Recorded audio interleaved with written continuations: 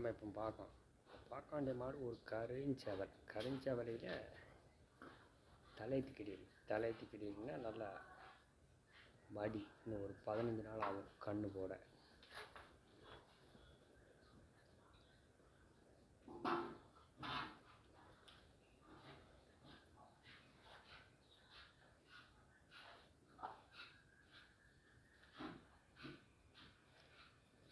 கருஞ்சவலையில் rose காம்பு.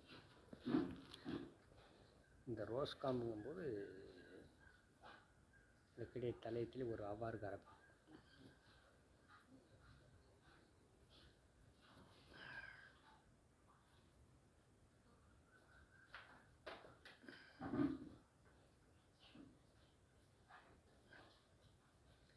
மேய்ச்சல் முறையில் வளர்ந்தால் அந்த சீர்குழம்பு அப்படி இருக்கும். இதுதான் மேய்ச்சல் முறையில் வளர்க்க வேண்டிய மாடு. அந்த சீர்குழம்பு இவ்வளோ ஒரு கட்டையாக இருக்குது.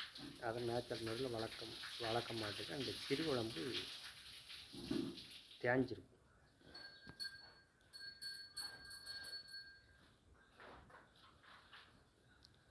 இன்னும் ஒரு 15 நாள் பிடிக்கும் மாடியில்.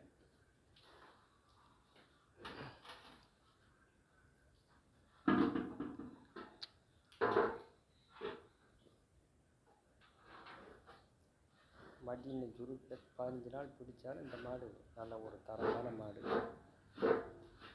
பாத்தியத்துக்கு வச்சிடலாம். நல்ல ஜாதி மாடு.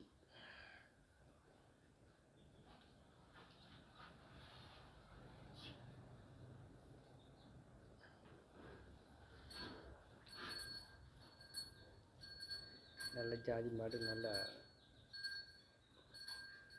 அந்த முதுகில் மட்டும் அந்த கோடு கரைஞ்சாவலையாக கிடக்கும். அதுக்கு பேர் அணில் வாட்டம்னு சொல்லுது அந்த கோடு. இது நல்ல ஒரு தரமான ஒரு கிடேரி. ஆட்டில் நல்லா பொய்த்தோல் மாடு. நல்லா கறவைத்தரம் உள்ள ஒரு மாடு. இவ்வளோ சுரு கிடந்தால் தான் அந்த மாடு நல்லா ஒரு ஏரி கறக்கும். ஒரு பால் கறவையும் நல்லா கெட்டித்தரமும் இருக்கும். நல்ல ஒரு தரமான ஒரு கிடேரி. அந்த கால் அப்படி குறுக்கால் கிடேரி.